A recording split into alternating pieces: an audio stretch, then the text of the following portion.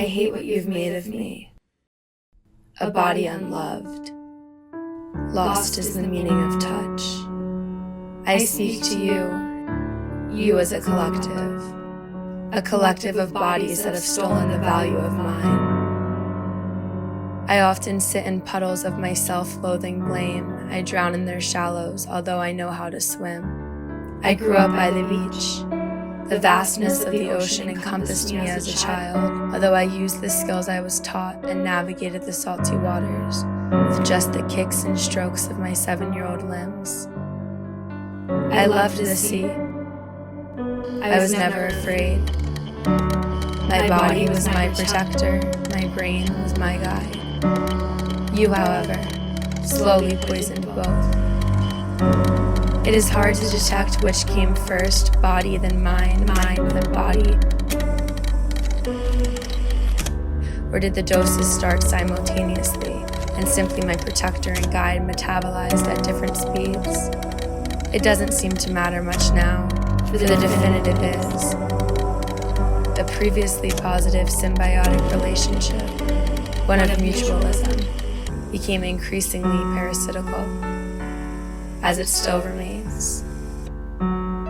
My mind knows I can swim and that a puddle is not named beneath the list, bodies of water in which I had imagined I'd drown.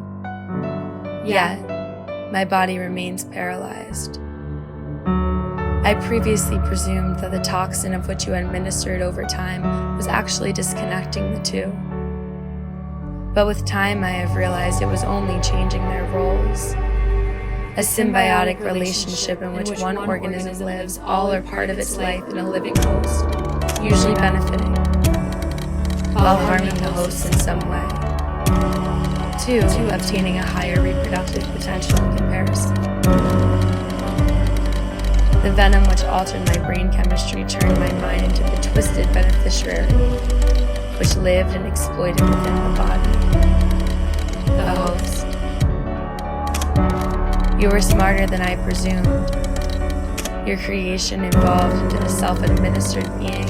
I began poisoning myself.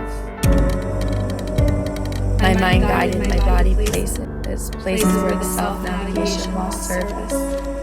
The shutdown left my protector on its own to fend for itself, unsure of how to perform without direction. Autopilot lost in between fading acts of consciousness, it began to confuse pain and pleasure. Limbs are just limbs, masses of skin, muscles, and bone without a controller. Even its senses struggle to be processed.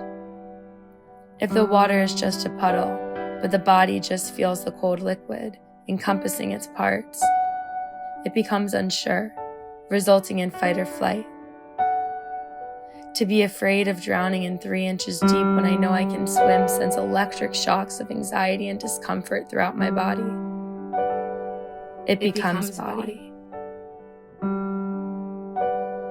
The toxins in my brain have taken over. My guide struggles to dismay this behavior. Instead, it tends to encourage it. I wonder if you ever think about the bodies, the ones you altered, for a temporary moment of selfish pleasure. Do you ever look out to the ocean and see all the Frankensteins you've left to drown?